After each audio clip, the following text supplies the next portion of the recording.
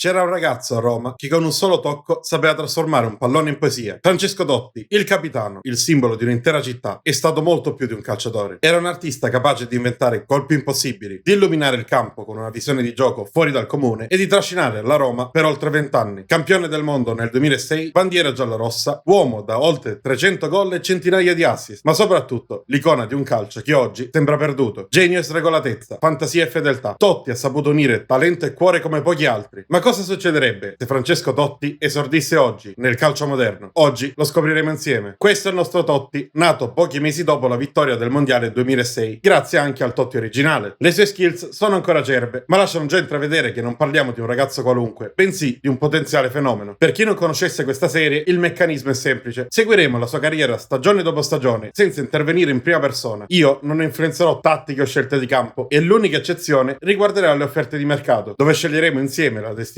migliore per accompagnarne la crescita. Tutto il resto sarà deciso dal campo, dalle scelte del club e soprattutto dal talento del protagonista. Con queste premesse, la carriera moderna di Totti riparte dalla primavera della Roma. La prima stagione si è conclusa e con l'aiuto della grafica possiamo osservare i suoi progressi. C'è ancora tanto lavoro da fare, ma si intravede qualcosa di buono. Tant'è che a febbraio l'allenatore della Roma lo ha fatto esordire in Serie A soli 17 anni, entrando dalla panchina contro l'Atalanta. Chissà che questo non sia l'inizio di una splendida storia d'amore con il club. Siamo alla fine della seconda stagione. Durante l'estate Totti ha ricevuto un'offerta di prestito dal Monopoli e ho lasciato scegliere a lui se andare a fare esperienza in Serie C oppure restare. Ha accettato ed è diventato titolare fisso, collezionando 33 presenze, 6 reti e 4 assist. Le statistiche non sono eccezionali e sono condizionate inoltre dal livello della squadra, che infatti è retrocessa, chiudendo al 18° posto, a 11 punti dalla salvezza. Resta però un anno prezioso, in cui Totti ha siglato il suo primo gol tra i professionisti, una fucilata dal limite che ha colpito la traversa prima di insaccarsi. Ora resta da capire se la Roma gli darà fiducia.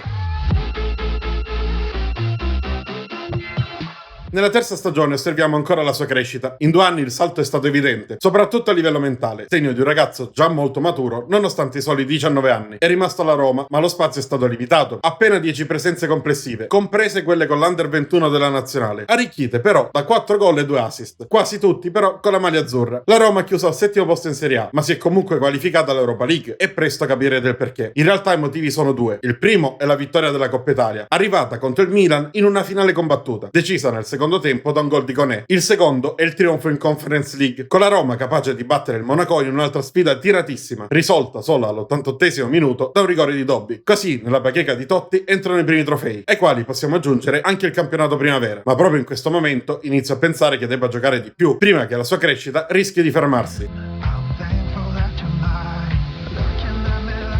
Purtroppo, però, ancora una volta non arrivano offerte di prestito e Totti rimane alla Roma. Certo, qualche presenza in più l'ha trovata, ma a 20 anni collezionarne appena 11 è un problema, soprattutto se in campo non riesce a esprimere appieno il suo talento. E la situazione generale non aiuta. La Roma, infatti, conclude soltanto ottava, addirittura dietro al Frosinone, che nella prossima stagione giocherà la Conference League. In uno scenario così complicato, senza fiducia e con pochi minuti a disposizione, per Totti non è facile mettersi in mostra. Finalmente, però, in estate qualcosa si muove. Arrivano 3 offerte di prestito, e la prima, forse la più intrigante, è quella del Torino, appena risalito in Serie A e guidato da Eusebio Di Francesco, un tecnico che ha sempre saputo valorizzare i giovani. Le alternative sono meno convincenti. Da un lato il Lecce, impegnato nella lotta a salvezza con Salvatore Bocchetti, che però ha un valore bassissimo nella crescita dei giovani e rischierebbe di relegare Totti di nuovo in panchina. Dall'altro l'Empoli, guidato da Daniele De Rossi, sarebbe una scelta affascinante, anche perché gioca con un 4-2-3-1 che favorirebbe le chance di Francesco, ma non mi sento di affidargli un ruolo così cruciale nella crescita del ragazzo. E così la decisione è presa. Nella stagione 2027-2028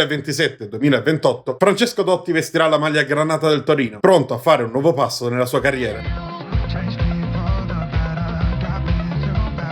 Dopo la stagione in prestito possiamo tornare a osservare per l'ultima volta i progressi del nostro assistito, accompagnati dalla grafica. Ora Totti è un giocatore più che interessante, pronto a imporsi finalmente nella prima squadra giallorossa. Il prestito a Torino è servito, 36 presenze complessive, metà da titolare e metà subentrando dalla panchina, con 12 gol, 2 assist e una media voto di 7. Un rendimento che ha contribuito non solo a una salvezza tranquilla, ma a portare il Torino fino a metà classifica, avviando al meglio il percorso di ricostruzione. A marzo inoltre è arrivato anche l'esordio nazionale maggiore, in un amichevole contro il Marocco, impreziosito dal gol all'esordio. Un'annata davvero fruttuosa, che apre le porte al ritorno alla Roma, dove il nuovo tecnico, la Bayern, sembra deciso a concedergli finalmente spazio.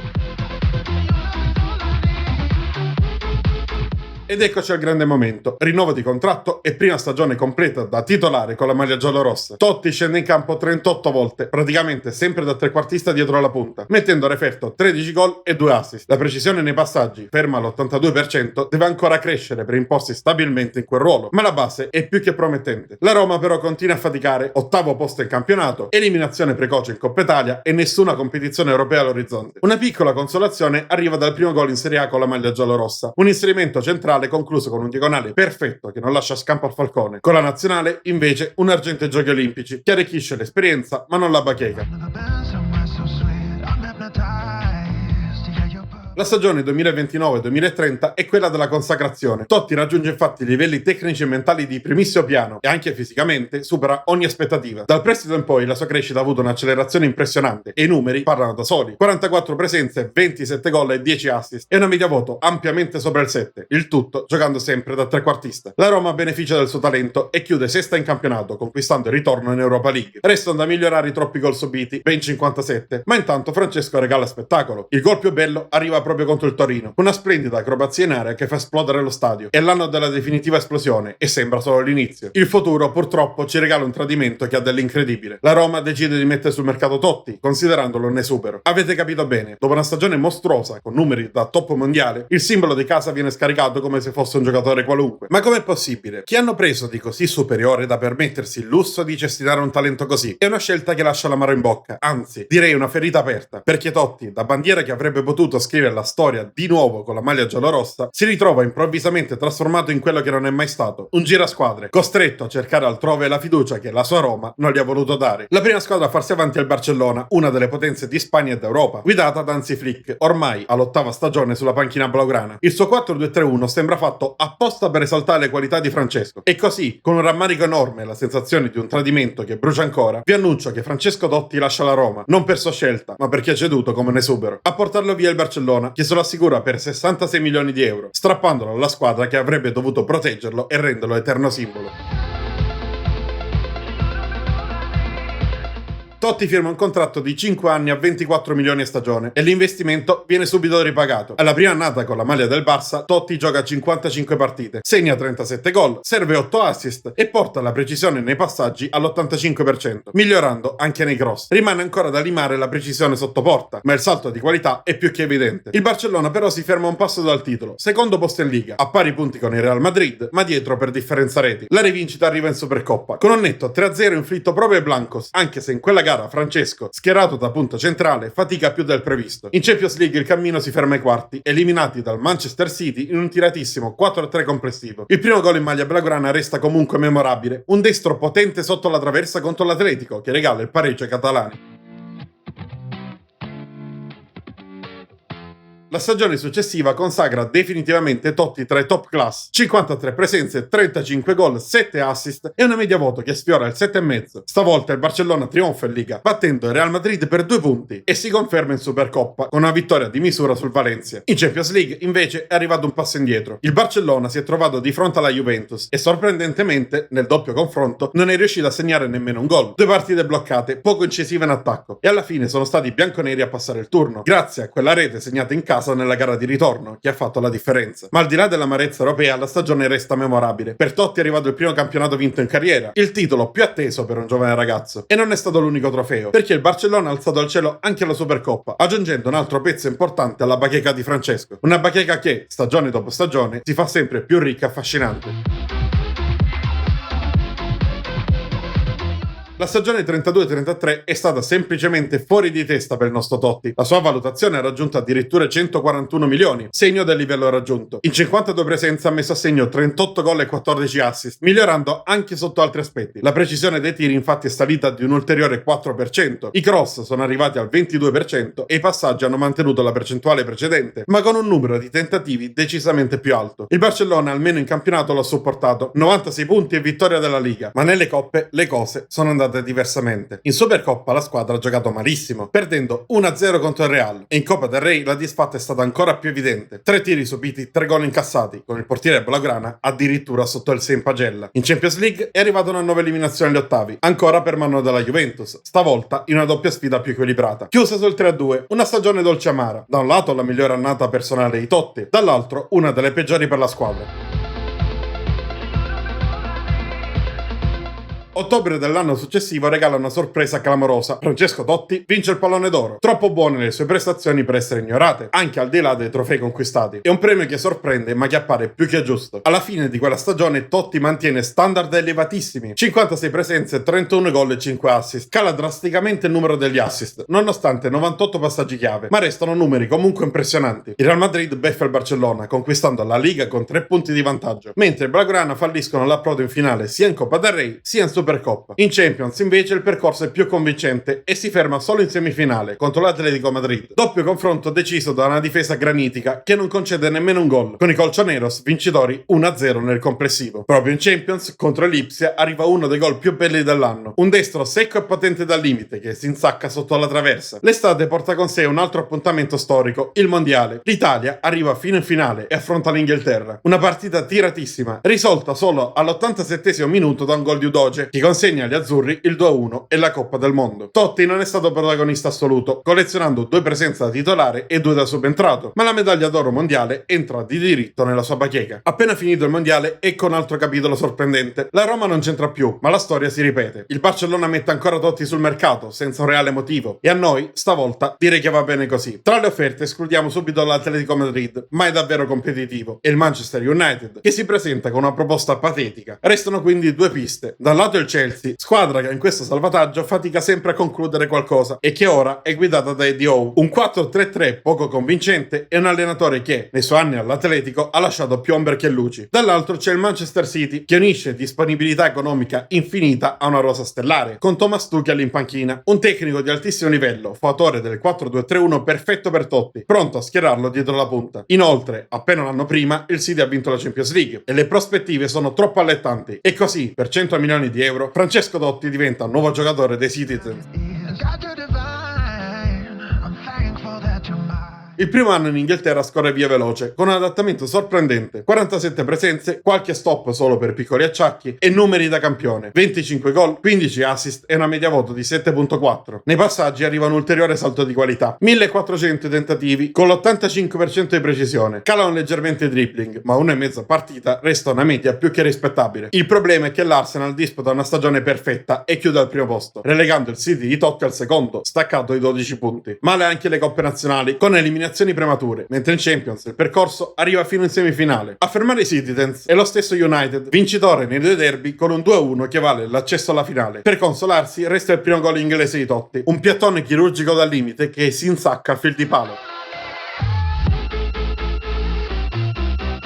A 29 anni arriva però il primo colpo duro per la sua carriera. In Champions contro il Francoforte, un intervento scomposto di caso alla rottura del piede, 3 mesi in infermeria e una stagione dimezzata, 35 presenze, 16 gol e 9 assist. Numeri comunque alti, ma che potevano essere molto di più. Nonostante l'assenza della loro stella, il City riesce comunque a vincere la Premier League, superando il Newcastle con 4 punti di vantaggio. Niente soddisfazioni dalle coppe nazionali, e in Champions per il secondo anno di fila il Manchester United elimina i cugini, stavolta ai quarti di finale. L'infortunio è stato grave e resta da capire se segnerà il futuro di Francesco.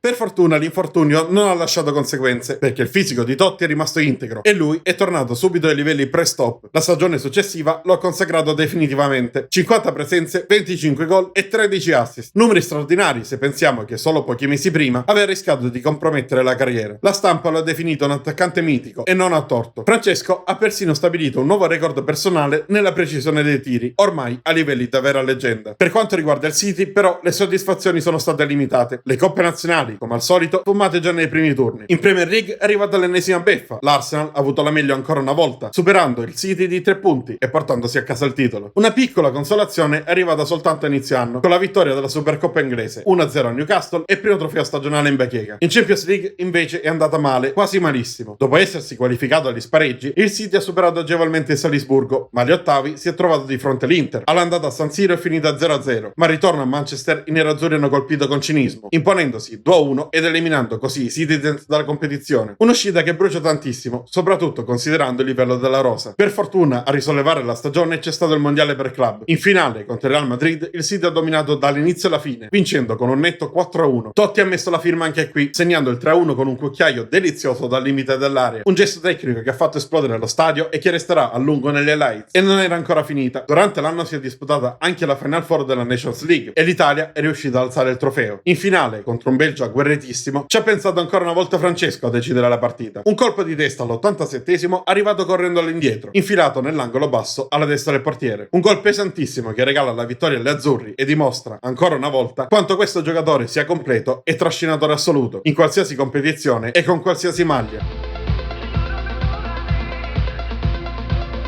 La stagione 2038 è stata una delle più insoddisfacenti che abbia mai visto da un top club. Partiamo da Totti. Il suo rendimento resta da leader assoluto, con 50 presenze, 26 gol e 14 assist, e persino i dribbling tornati a superare quota 2 a partita. Ma il Manchester City ha sprecato tutto. In Premier League ha perso il titolo per appena 2 punti, cedendo il trofeo ai cugini dello United. In Carabao Cup è arrivata un'altra delusione clamorosa. Finale persa contro il Burnley, non certo una big. E in Champions League è stata l'ennesima disfatta agli ottavi, eliminati da un Athletic Bilbao che raramente riesce a spingersi a questi livelli. Per fortuna ci ha pensato la nazionale. L'Italia è tornata protagonista al mondiale, disputando un torneo eccellente e conquistando la finale contro la Spagna. Una partita dominata sul piano dei tiri, 25-9, ma vinta solo 2-1. A sbloccare il match è stato proprio Totti, con un tiragiro meraviglioso dagli sviluppi di un calcio piazzato. È stato però solo l'ultimo dei suoi capolavori. Francesco ha chiuso il torneo con 8 presenze, 5 gol e 5 assist, dimostrando di essere uno dei veri trascinatori del calcio mondiale.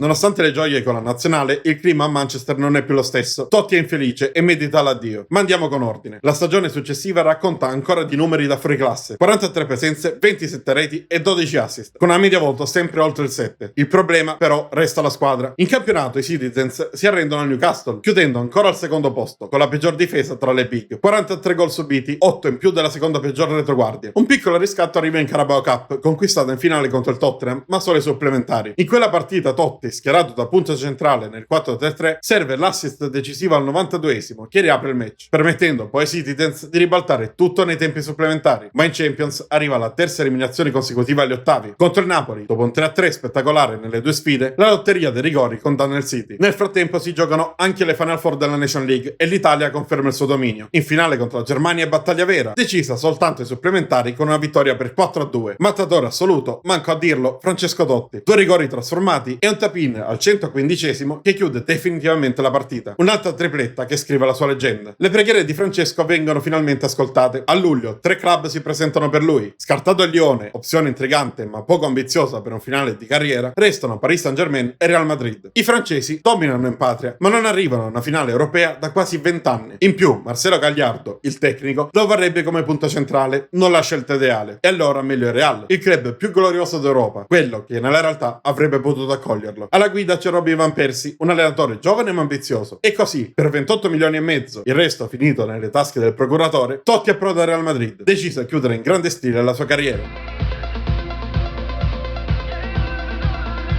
La prima stagione in maglia bianca porta con sé anche i primi segni del tempo. Un calo fisico evidente, ma che non cancella la qualità. 46 presenze, 26 gol, 13 assist e una media voto superiore al 7,40. Con tanti campioni intorno a sé partecipa meno alla manovra, ma resta decisivo. Purtroppo il Real non è all'altezza. Terzo posto in Liga, addirittura dietro l'Atletico e il Barcellona. E in Coppa del Rey un derby umiliante, perso 3-0 contro i Colchoneros. In Champions poi l'eliminazione più clamorosa, fuori agli ottavi contro l'Everton. Un Real deludente che lascia l'amaro in bocca, ma resta ancora un'ultima stagione, l'ultima occasione per inseguire la Champions League.